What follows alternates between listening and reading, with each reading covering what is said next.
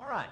Last time we looked at chapter 1, and one of the things that I wanted to kind of emphasize last time was the fact that as you start out, the vanity of life is introduced. Vanity of vanities, all is vanity and vexation of spirit, or striving after wind, and other translations that will sometimes have that.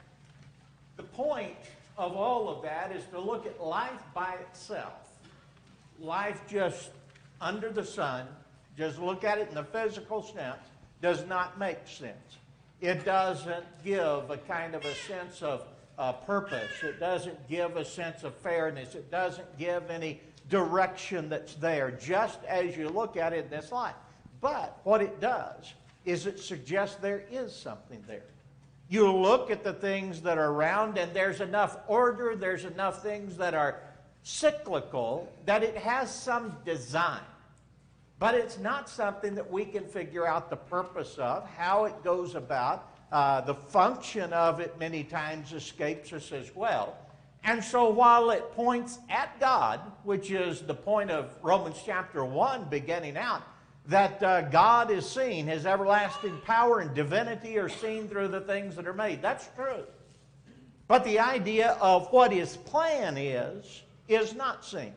So I want to begin to notice, we wanted to start out last time with just that point.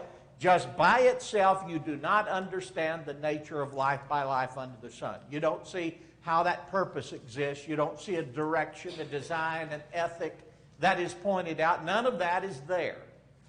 But there's enough suggested about God's presence, His being, that you start to look for it. And you find out that it's not found in the world, in nature. You have to look to God's order as it's revealed to find out His will and ethic. And that point is going to be something that we're going to make in an advancing way as we go through there. The first part of it is going to be heavy on this part of the vanity of things, the vanity of all of these as we go through. The last part, we're going to have words of wisdom where it's heavy on the other side of that. That we know this is right because of who God is and what we see about the nature of good and evil, and the fact of what we just see as a sense of right and wrong, that there is that is recognized. And that has to point us to God, and that's going to be the kind of a progress as you go through this. You look at this world, a lot of things are just baffling as to why they happen the way that they do. But that suggests to us that this earth by itself, this world by itself, does not make up the full of our experience. We're intended to look outside of it for that. Now, what we're going to do this evening is look at these next 2 points, the vanity of pleasure and the vanity of earthly wisdom and folly. In other words, recognizing the things that are under the sun, seen as that which is of pleasure. Is there a purpose that it serves or not? If there is, what is it? And what's the limitation of that? Is there a wisdom that's in this world? Is it good for anything, or we just say, well, folly is just as good as wisdom entirely? Well, we're going to look at those things as we go through tonight, and we're just going to kind of scratch the surface of some of it, if you will, as we're going into this. Let's start looking here at chapter 2. When you look at the things that are pointed out, that's chapter 3.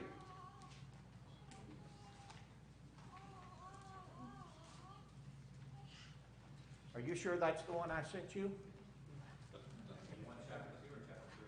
I want chapter 2. That's chapter 2 at the top. I know it does, but that's not chapter 2. Everything there is a season is chapter 3, even though I've got it up there. Oh boy, we did one of these things. All right, everybody open your Bible. We'll go the old-fashioned way, okay? Somebody want to volunteer to read for me verses 1 through 8? Okay, Kurt, go ahead. Chapter 2, starting with verse 1. I said in my heart, come now, I will test you with pleasure. Enjoy yourself. But behold, this also is vanity. I said of laughter, It is mad and a pleasure. What use is it? I searched with my heart how to cheer my body with wine, my heart still guiding me with wisdom, and how to lay hold on folly, till I might see what was good for the children of man to do under heaven during the few days of their life. I made great works. I built houses and planted vineyards for myself. I made myself gardens and parks and planted in them all kinds of fruit trees. I made myself pools from which to water the forest of growing trees. I bought male and female slaves and had slaves who were born in my house. I had also great possessions of herds and flocks, more than any who had been before me in Jerusalem. I also gathered for myself silver and gold and the treasure of kings and provinces. I got singers, both men and women, and many concubines, the delight of the sons of man. All right. You might notice there in the latter part of verse 8, what are you using? What version? That's ESV. Okay, ESV. If you'll notice, it puts in concubines. There is an alternate reading that's there. And most cases, and I think what should be there in the text is the word musical instruments, the delights of the sons of men and musical instruments. That seems to me to be the case for the stronger evidence of the text. There in your question 1 of chapter 2, the different pursuits of pleasure. Name some of them that he just went through. What? Do what? Pleasure, okay. In what sense? What specifics does he give? Wine. All right, wine. Laughter.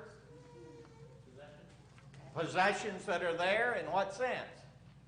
What all possessions did he have? Build houses. Do what? Vineyards. Gardens. Had the stuff to water it as well. That was an arid land, you remember, so irrigation of that would have been necessary. What else? Do what?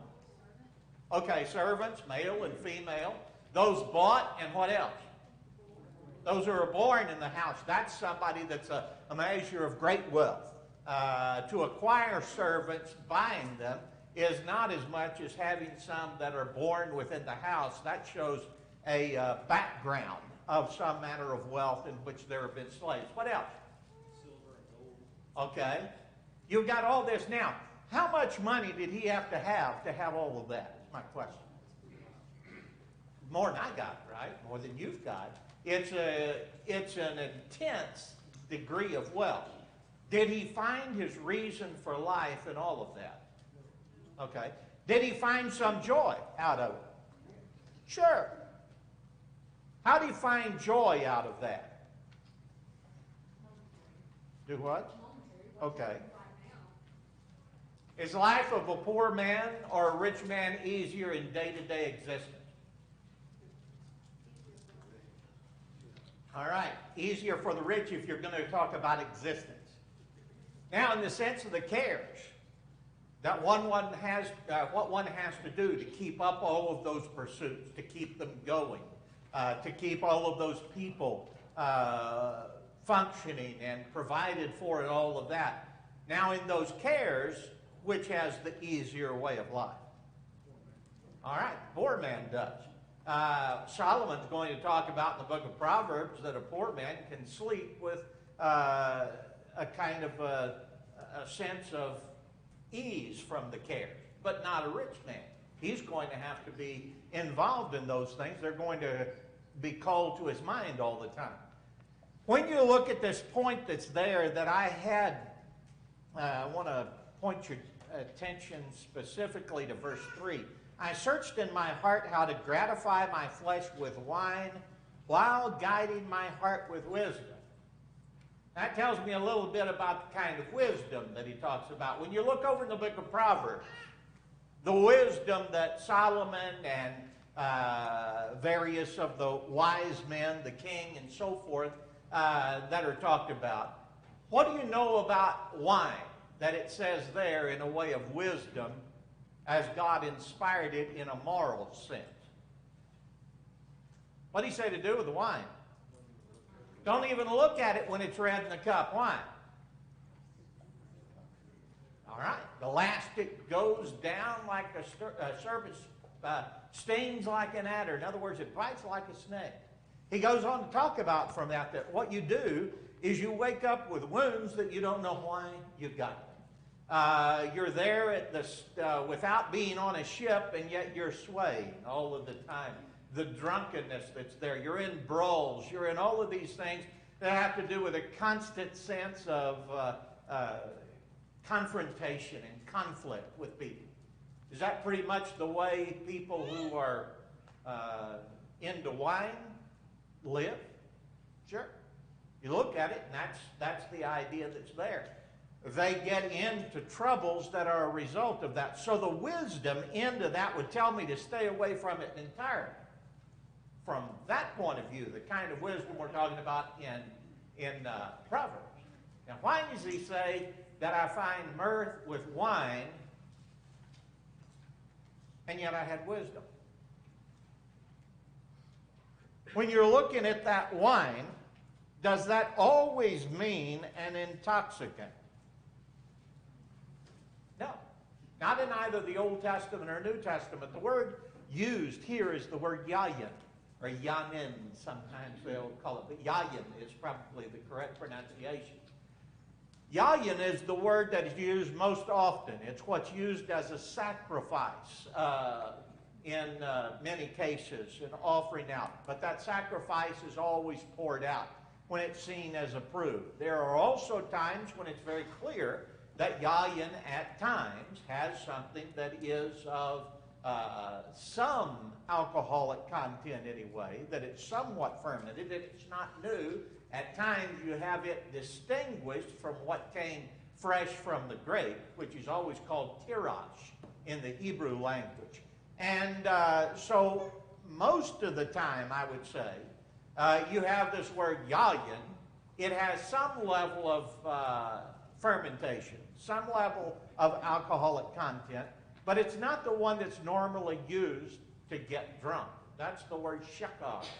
Shakar is what's oftentimes translated strong drink. That's what somebody uses, especially if it's something that's without any kind of a cutting or without any kind of a sense of being diluted, that it would cause someone to go into drunkenness. That word is almost always shakar. Now, here's my point. I don't know which one is true here, but it's one of two ways in the book of Ecclesiastes. If he's talking about using that wine but with wisdom, that may mean the sense of that you would use it when there was that which would cause illness within the stomach.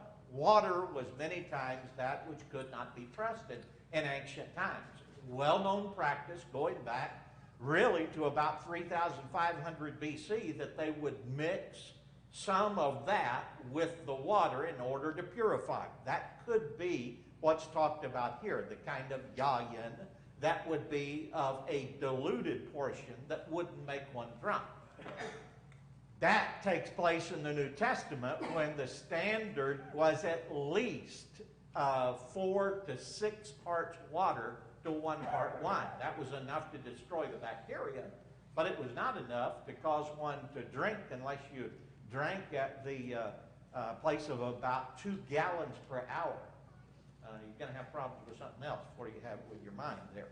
But those kind of things that take place, it could be that.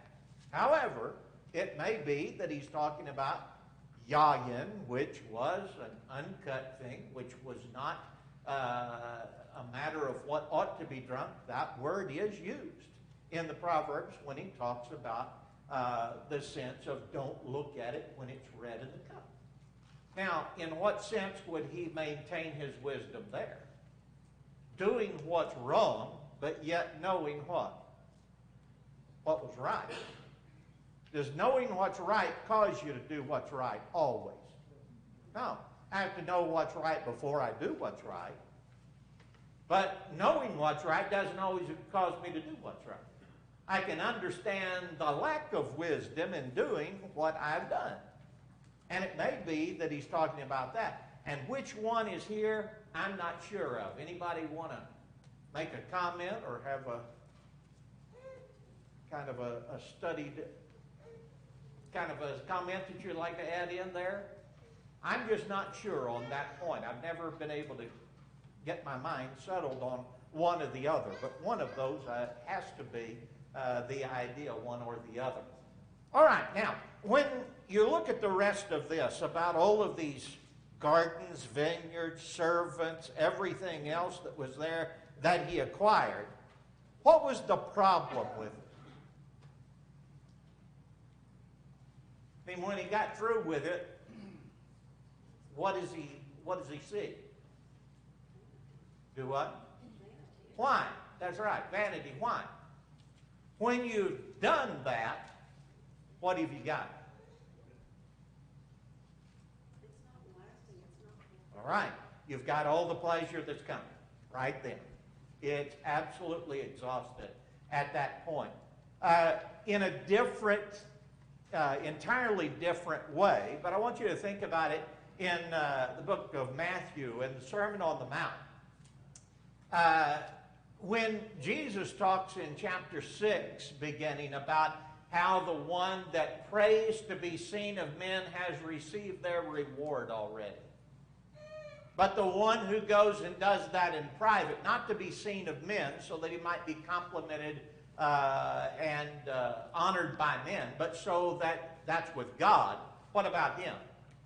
His reward remains. His reward's in heaven. In a different sense, I recognize, but that's the idea that's here. The person who lives with the kind of a wisdom that would be, is there any joy in this? Is there any good that comes? Yeah, there's some good. But the good is what you got at the moment. It's not something that provides for the future. For instance, if you had a crop that you were tending and cared for 1 year, and then you let it totally go the next year, what happened? All right, you got weeds. You got very little fruit, if any, that comes up from that, depending on what happens, and it'll be less and less as time goes by. In other words, you got the use of what you did when you did it. At the harvest, you got it. Now, that doesn't mean you're going to get that same harvest over and over and over every year. Saying what? These various things that we have in life, do they produce some good? Yes. But not a lasting good. And what does man recognize? As we live in this life, what do we all have? Is this all there is? There's got to be something else. Solomon's also going to talk about God has put eternity in the hearts of man.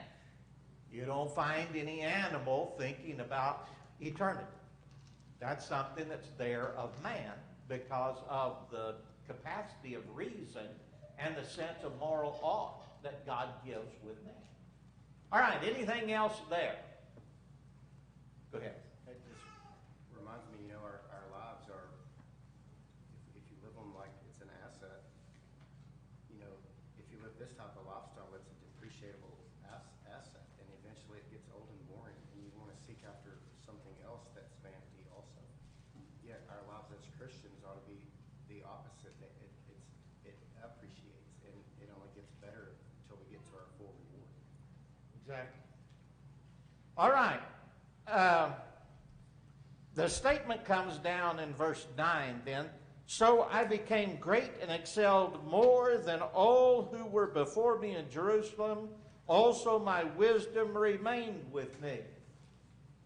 And now he says this. This is where we wanted to get to in verses 10 and 11 with regard to the so what of this particular point. Whatever my eyes desired, I did not keep from them. I did not withhold my heart from any pleasure, for my heart rejoiced in all my labor, and this was my reward from all my labor. Then I looked on all the works that my hands had done, and on the labors in which I had toiled, and indeed all was vanity and grasping for the wind. There was no profit under the sun. That sense of any lasting good is the sense of the word profit there. That is the idea that he's making. All of this had its reward at that particular time. I didn't withhold my heart from any pleasure. Well, he could certainly have anything that money would buy. And a lot of times, a lot of friends come with money, at least as long as you got the money. When you lose the money, there go the friends, just like with the prodigal. But you have that kind of a sense, I had all of this pleasure. And when I got down to it and looked at it, what'd I see? Vanity. It's all emptiness. Why? Because when you had the pleasure, you had it, it's gone. There's nothing left from that. There's no profit, and certainly there is no purpose. He doesn't see a purpose for his existence. Nothing that separates him from others. Nothing that gives a lasting sense of a good that is to be done. Anybody else got anything there? I would just say, that the whole idea here about this, we just see total self-centeredness. We totally see day-to-day worldly things in this example. I mean, we see people like this. And it says I 10 times in, I think, 5 verses. I. And so the self-centeredness. And so we learn real quickly, where does self-centeredness get you as we look in these verses? Nowhere. Yeah. There's nothing that's going to be accomplished from this for any lasting good. All right. You depressed yet? Okay. Well, all of this has a purpose. There's 2 sides of this that you want to avoid. The one is just be a hermit, and we ought to beat ourselves and deny ourselves any kind of joy whatsoever in this earthly life. That's the idea that's there of a lot of those that went into monks. The sense is, if I have a lot of suffering and no pleasure, then I'm made holier by that. No, I'm not. Colossians 2 covers that pretty clearly in showing that that's not the point. The other side of it is, well, if there's some pleasure that comes out of all these things, then I just need to go whole hog into it and do that all the way. And that's not right either. Where do you find the wisdom? The true sense of understanding the place for pleasure. You looked at, there's something that's pointed out in the middle of that. And is that just saying, well, there's this one and this one, I'm going to look halfway in between and that's the place? No. You're looking for God's wisdom in it. God will point out the wisdom of what place it does have, what good is there, and what isn't the good that comes from it. Go ahead, Jason. Jumping ahead of you or anything to look at Philippians 4:12, where Paul said, I know what it is to be in need. I know what it is to have excess. I've learned the secret of being content in any and every situation, whether well-fed, hungry, or whether living in plenty or in want. And we're going to look at that a little bit later briefly in Ecclesiastes, but the book that covers that more than any is Job. Is there a good in suffering? This talks about our purpose, but we also have a common existence that has suffering as a part of this life under the sun.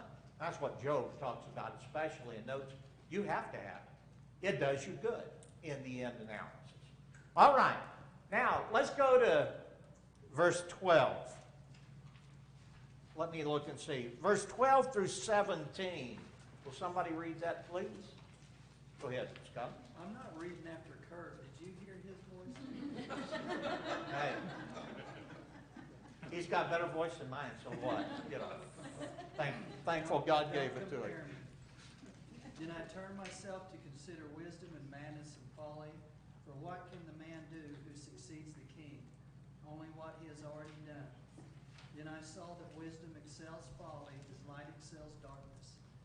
The wise man's eyes are in his head, but the fool walks in darkness. Yet I myself perceive that the same event happens to them all. So I said in my heart, as it happens to the fool, it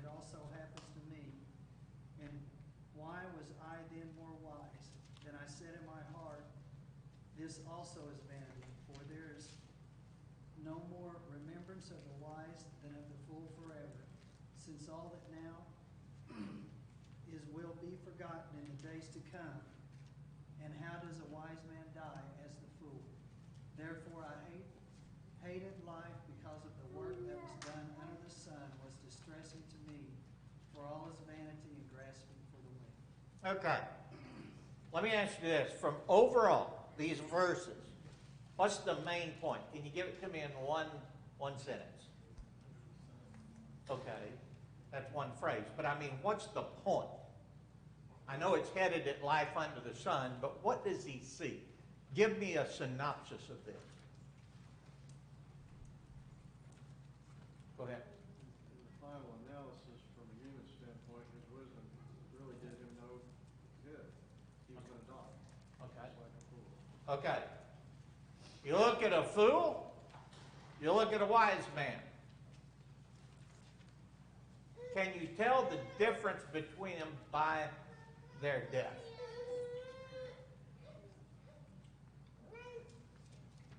Sometimes, maybe, you see somebody that's a fool, he takes out and tries to jump the Grand Canyon in a motorcycle that hadn't been souped up. Yeah, I can pretty well pick out the fool. There's, here's your sign kind of thing. But the point that's here is, you look at both of them, they die alike. In other words, natural deaths happen all the time. They happen to all kinds of different people. He's going to talk about the same thing later on with regard to animals, and bring that especially up in the next chapter. But look at verse 12, because this hits to the point. Who was Solomon's father? David. Verse 12, then I turned myself to consider wisdom and madness and folly, for what can the man do who succeeds the king? Only what he has already done. All of us, especially I think men, have that sense of an accomplishment that you want to do. You're driven. Now some, I guess, don't, and they're kind of lackadaisical about things, but most men have that drive. I want to do something. The pride of that gets into the idea, I want to do something nobody's done before. I want to be famous. And that's driven in the direction of self. Whether Solomon's got that or not. Let me ask you to think of, you're Solomon, your dad, David, was the king before you. He died. What can you do as a king that David didn't do?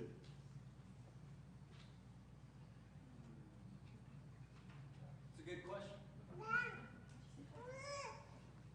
He's already come to the point of extending the border to its ultimate point. That's the very sense of the end, when you're looking at 2 Samuel and you're looking at Chronicles. You notice just that point. He had reached that so that there could be his son was a man of peace.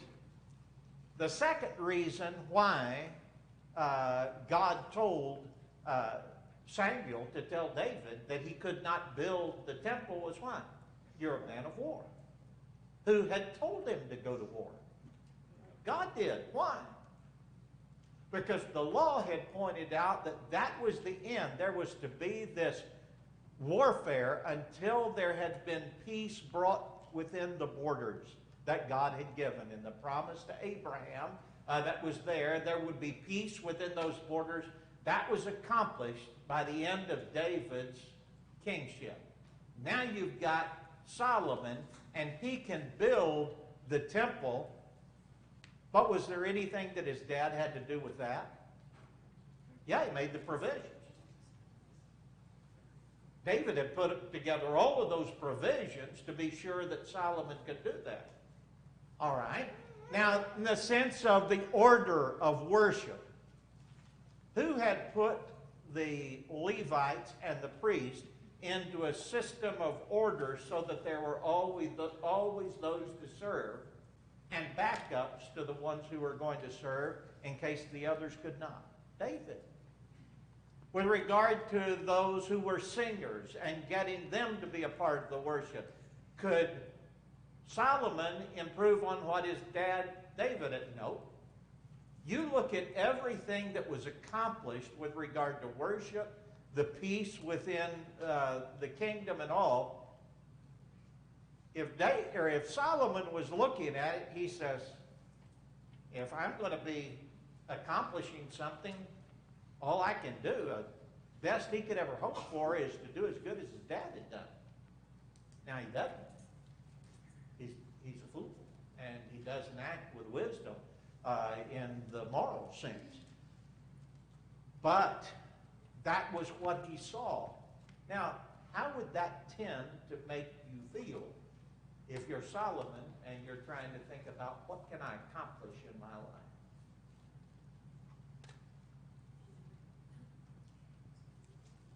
In one sense, it'll tell you, you can't cause yourself to be elevated in such a way that you're just a unique king, except for the wisdom that God gave him that was greater. There wasn't any way in which that would be done. But what could he do? Without that kind of pride entering in, what could he recognize? I need to submit myself to my father and do what he did. Recognize the good that was there. That would have required courage. David had the wisdom to know what was right. Solomon had the wisdom to know what was right. Solomon did not have the courage that his father had to do what was right, even when it meant changing, recognizing the need to humble himself and repent before God and before man. That's the problem.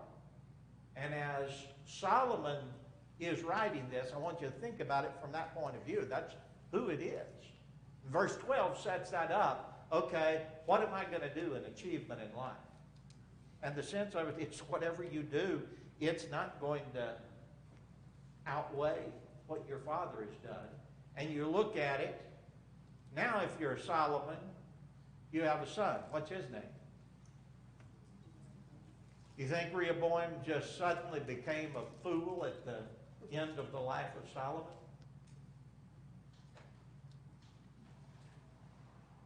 You don't do that. He saw that, right? Here's his dad, he died. Here's him, he's going to die. Here's Rehoboam who comes up on after him. He has to have a pretty good idea Rehoboam's going the wrong direction too, because very clearly he had done that from the time that he was a youth. So what does he see? I think we need to read that, think about that, to really get the full sense of what's being talked about in verses 12 through 17. To notice the idea of, here's a wise man and a fool, they all die. They're going to come to the end of their life. There's not any difference. A wise man doesn't live forever, and a fool doesn't live forever. You have them all ending up, and they seem to die in the same sort of way. All right, anything else there? Okay. Trying to hurry through here. Verse 18 to 23, someone. Go ahead, DJ. Then I hated all my labor in which I had toiled under the sun, because I must leave it to the man who will come after me. And who knows whether he will be wise or a fool. And he will rule over all my labor in which I toiled, and in which I have shown myself wise under the sun. This also is vanity. Therefore I turned my heart and despaired of all the labor in which I toiled under the sun. For there is a man whose labor is with wisdom, knowledge, and skill, that he must have his heritage to a man. He must leave his heritage to a man who has not labored for it. This also is vanity and a great evil. For what has man for all his labor, and for the striving of his heart, with which he has toiled under the sun? For all his days are sorrowful, and his work wearisome. Even the night his heart takes no rest. This is also vanity. Okay. Here you've got a follow-up from the one before. It just goes into a little bit greater depth. What obviously was Solomon searching for at this time? He didn't find it, but what he's searching for is something that he can do, some pursuit, wisdom versus the folly or the things of accomplishment. What can he do that in the end will say, this is my purpose for life. I've made sense of what life is all about by this particular thing that I've done or achievement I've come to in life under the sun. He recognizes nothing like that is there. For one thing, as he points out, here comes along a fool after him. That could take place. And again, I think the point is we have that which is clearly the Holy Spirit inspiring Solomon. This has to be a universal subject, but I also understand we need to look into the background that's here. And surely you have Solomon recognizing those tendencies in his son Rehoboam to be a fool and have concerns about what's going to happen to the kingdom after he's gone. Here's the one that comes after him, and what happens? It's destroyed. So what has he done? Think about Solomon. Here he is at the end of his life. He looks out at these gardens. He looks out at all of these things that have been built. He looks out at everything that's there. All of that requires a great amount of money. Where does his money come from? Taxation. Where does his taxation come from? The kingdom that he has. What happens if that divides more than in two? And he's left with a minority of that. What happens to all the things that Solomon had built? Can he keep them up?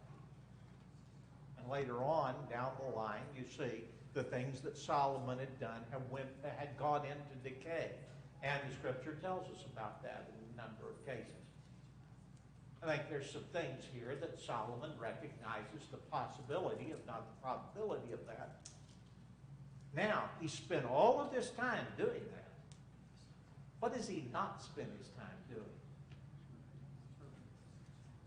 Fearing God and keeping his commandments. That's why when you look at all this, keep that in your mind where we're going. Because when you look at all that, here's everything he has. I think about some of these people who die with all kinds of worldly wealth. And in their dying breaths, I kind of wonder, do they see the vanity of this? Do they recognize that everything that they've spent their life for is probably going to be something that's destroyed or fought over in the courts or whatever else? They've got to have seen that before. That have to be discouraging. The point of it is, if that's where all of our pursuits are, have we spent our life wisely? Have we spent our life in a way that makes a difference or that does something in a continuing way? The answer's no. All right. Anything else there? All right. If somebody will read those last few verses, 24 through 26, please. There is nothing better than for a man than to eat and drink and tell himself that his labor is good. This also I have seen that it is from the hand of God. For who can eat and who can have enjoyment without him? For to a person who is good in his sight, he has given wisdom and knowledge and joy, while to the sinner he has given the task of gathering and collecting, so that he may give to one who is good in God's sight. This too is vanity and striving after the wind. Okay. That statement in verse 25, are you reading ESV? New American Standard, okay. For who can eat and who can have enjoyment? What does that say? For who can eat and who can have enjoyment without him? Without him, okay. The words more than I and without him are the textual variants there. The words without him are found in the Septuagint version, the Syriac version, and a number of the versions that are, I say, the better ones. The New American, let me get it. The New King James and the King James use the statement more than I. I don't think that's what the original had very clearly.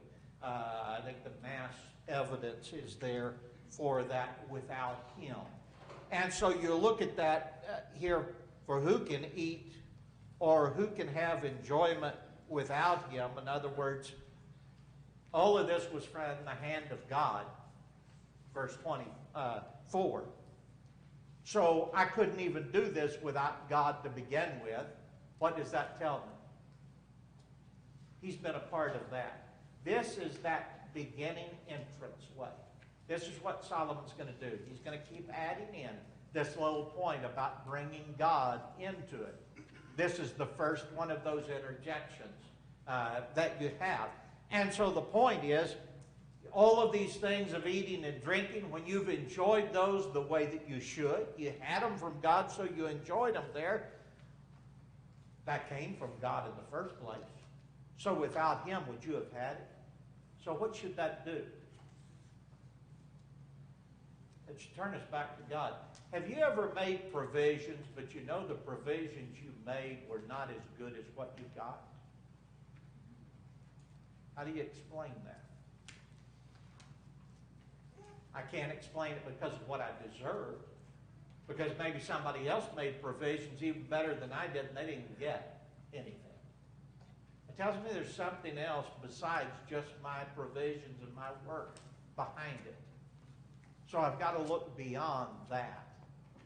And here you recognize Solomon sees, he knows enough of wisdom to know God is the one that's behind that. And so what I received, but really God was behind it.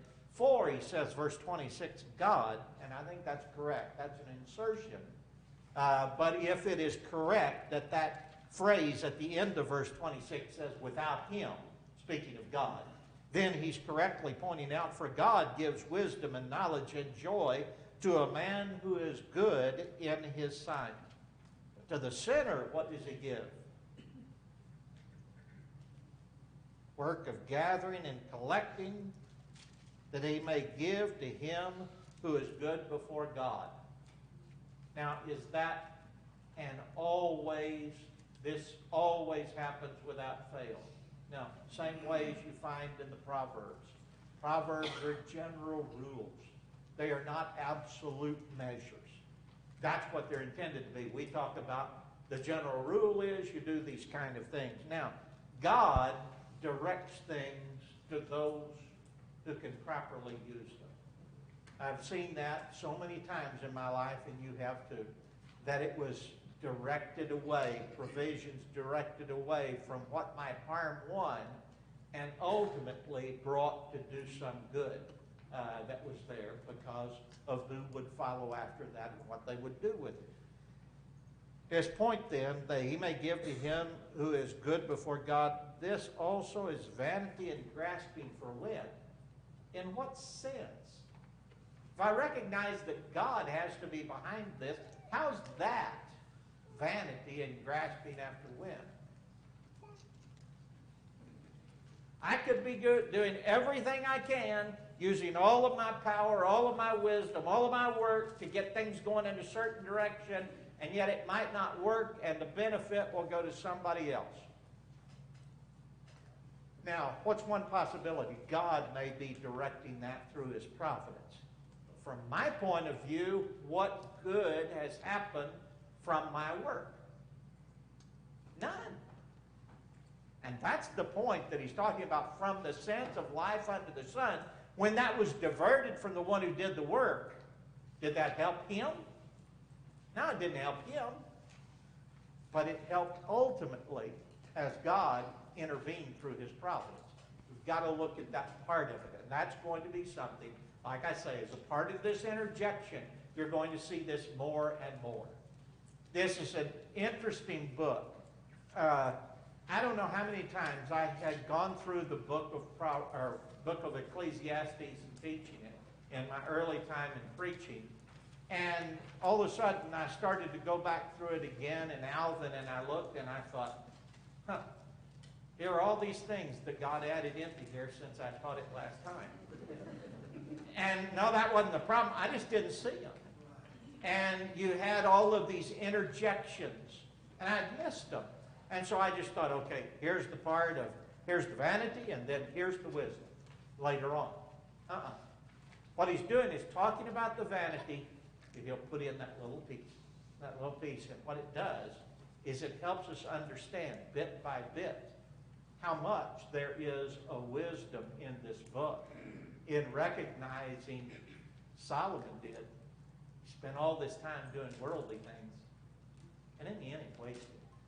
He should have been spending that time with the things that were not under the sun, those that were beyond the sun.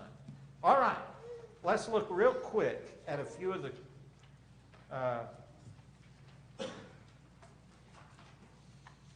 I want that last question. I think that's about all the time we've got. What limitations did he, speaking of Solomon, find in wisdom during his life under the sun? What are the limitations? The limitation of life Okay, itself. okay. Gonna die. Goes away at that time. What else? Doesn't always make you happy, especially if Okay. you use it right. Okay. There are things that are there, but just for that time. Is it always productive?